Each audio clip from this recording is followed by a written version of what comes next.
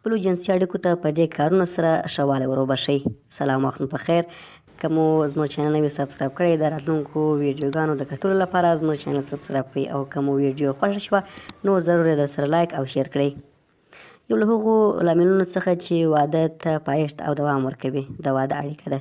د واده اړیکه نه یوازې ستاسو په بدن بلکې ستاسو په روحیه او په یوه ډول په عاطفي اړیکه باندې مو هم مثبت اغیزه ښندي.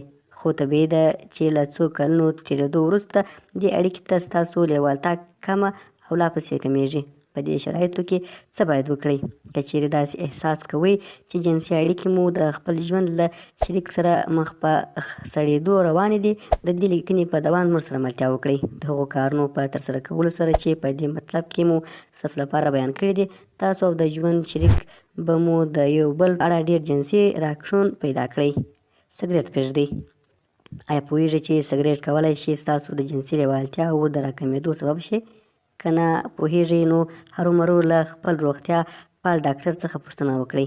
سګرټ نه یوازې د زړه رګونه بلکې ستاسې په تناسلي آله کې د وینې د رګونو د بندېدو سبب هم ګرځي. له دې امله که غواړئ چې د خپل ژوند له شریک سره مو جنسي لیوالتیا زیاته شي نو د سګرټو د پرېښودو په فکر کې شئ.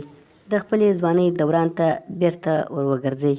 مهمه نه ده چې څو کله عمر لرئ، تاسو چې په هر عمر کې یاست باید خپلې اړیکې ته هیجان ور وبښئ. په حقیقت کې پرته له تاسو هیڅ څوک نشي کولی چې اړیکه مو ژوندۍ وساتي. یو له هغو کارونو څخه چې تاسو کولی شئ د خپلې اړیکې د جذابۍ کولو لپاره یې ترسره کړئ دا دی چې کله وخت د خپلې ځوانۍ دوران ته بیرته ور وګرځئ، د هیجان رامنځته کوونکو کارونو په لټه کې واوسئ. د بېلګې په توګه کله چې د ژوند شریک مو په کور کې ستاسو ترڅنګ تېرېږي، ناڅاپه یې په غېږ کې ونیسئ او ښکل یې کړئ.